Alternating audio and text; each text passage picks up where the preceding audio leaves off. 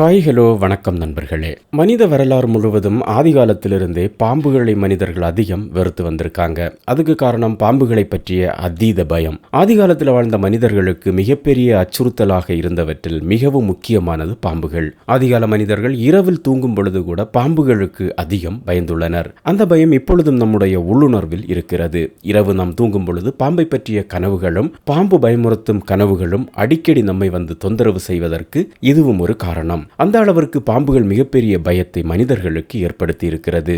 இப்போது மனிதர்கள் பாம்புகளை கண்டால் ஒருவித அச்ச உணர்வோடு அவைகளை பார்க்கிறார்கள். பாம்பை கண்டால் படையே நடுங்கும் என சொல்வாங்க. ஆனா இப்படி மனிதர்கள் எல்லோரும் பயந்து நடுங்கக்கூடிய பாம்புகளுக்கும் ஒரு சில உயிரினங்களை கண்டால் பயம். அப்படி பாம்புகளுக்கு எந்தெந்த உயிரினங்களை கண்டால் பயம் என்பதை பற்றி பார்ப்போம். பாம்புகள் ஒரு சில விலங்குகளுக்கு ஏன் பயப்படுகின்றன என்பதை பார்க்கும் பொழுது பாம்புகள் பொதுவாக தனிமையாகவும் ரகசியமாகவும் மறைந்தும் வாழக்கூடியது. பாம்பை வேட்டையாடி சாப்பிடும் விலங்குகளிடமிருந்து தப்பிக்க எங்கு மறைவான பகுதிகள் இருக்கிறதோ அந்த இடத்தில் மறைந்து வாழக்கூடிய தன்மை கொண்டது. இந்த பயம் பாம்புகளுக்கு அதனுடைய உள்ளுணர்வால் ஏற்படுகிறது. மில்லியன் கணக்கான ஆண்டுகளாக பரிணாம வளர்ச்சியில் இந்த பயம் தொடர்ந்து மெருகேறிக்கொண்டே வருகிறது.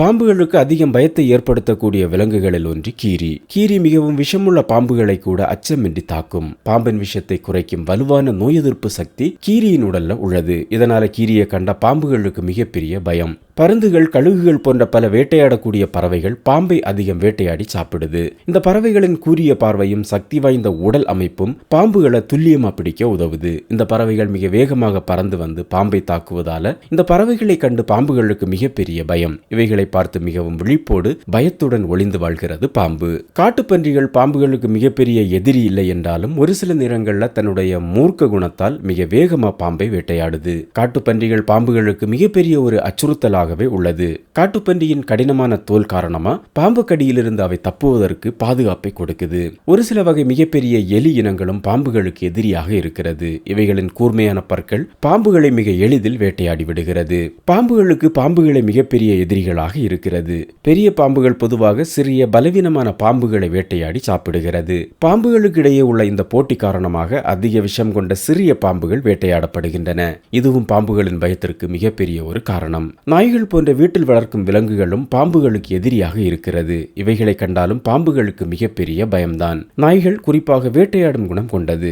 இது பாம்புகளை கண்டாலே கடித்து குதறிவிடும். மனிதர்கள் பாம்புகளை கண்டால் அதிகம் பயப்படுவார்கள். ஆனால் இதற்கு நேர்மாறாக பாம்புகள் மனித தொடர்பை தவிர்க்கின்றன. மனிதர்களை கண்டாலும் பாம்புகளுக்கு ஒருவித பயம் ஏற்படுகிறது.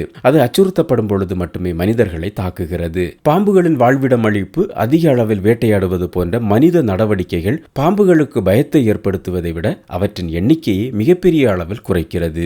பாம்புகளுக்கும் பிற விலங்குகளுக்கும் இடையிலான உறவு மிகவும் சிக்கலானது. அது பன்முகத்தன்மை கொண்டது. பாம்புகள் பிற விலங்குகளை வேட்டையாடி சாப்பிட்டாலும் அவைகளும் பல்வேறு வலிமையான உயிரினங்களுக்கு இரையாகிறது. காட்டில் வாழும் பல விலங்குகள் பாம்புகளுக்கு எதிரியாகவே இருக்கிறது. இருந்தாலும் இயற்கையின் நுட்பமான சமநிலை காரணமாக காடுகளில் விலங்குகளின் எண்ணிக்கை கட்டுப்படுத்தப்பட்டு காடுகள் செழிப்பாக இருக்கிறது.